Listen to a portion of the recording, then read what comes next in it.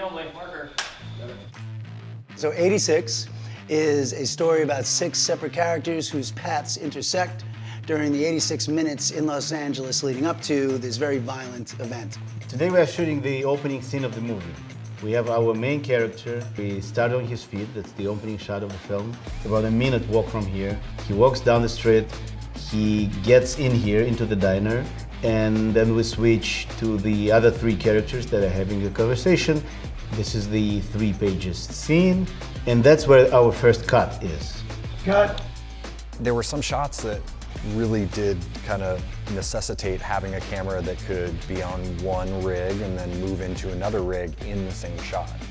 And there's not a lot of systems that can do that. We looked at the 4D as a great stabilization tool. We ended up not using it stabilized very often. We had to add extra motors, and the 4D is really only built to take the one focus motor. So we had just kind of pushed this thing past where it really wanted to really stay stabilized within. When I first met Reed, he right away said, why don't you use Ronin 4D? DJI became the main camera. So we realized pretty early on that just the basic build of the 4D was just not going to be quite enough for us to achieve some of the shots that we wanted to achieve.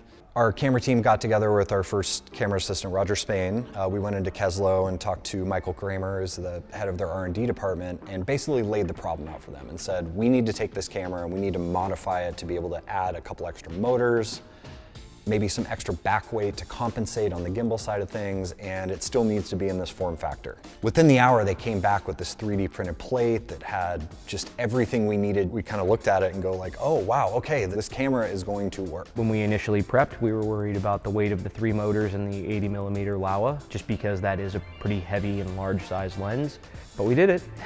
I mean, the lens changing process was very simple. The E-mount, helped us out a lot and opened up a whole new realm of lenses that we were actually able to utilize. And I'm able to be 100 yards away from the camera, still have complete control of everything that I need to right there at my fingertips. The Ronin 4D helped us accomplish what we wanted to for the look and the feel and not just the composition, but also the performances.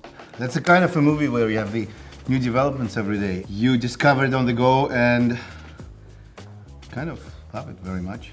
So we ended up using the 4D Flex a lot more than even I think we were going to from the beginning. There was just a lot of spaces that we needed to get to in this film that just even a full 4D was just not going to allow us to.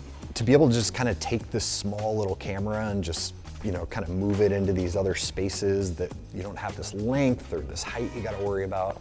That adds a freedom, I think, to the operating that really allows you to kind of get into spaces with actors and on these kind of close, wide shots that we tended to find we liked a lot.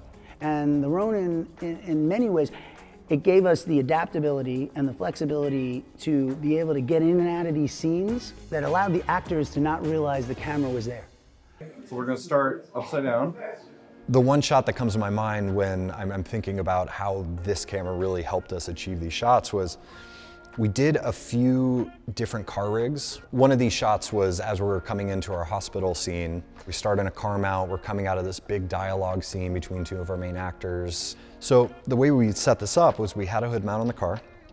We put the 4D in its full glory on the hood of this car with this magnet mount, and the car pulls into the shot. I'm operating off of the wheels, but right as they're about to get out of the car, I get up from the wheels. I step over to the front of the car with the camera, which is maybe a few feet from me.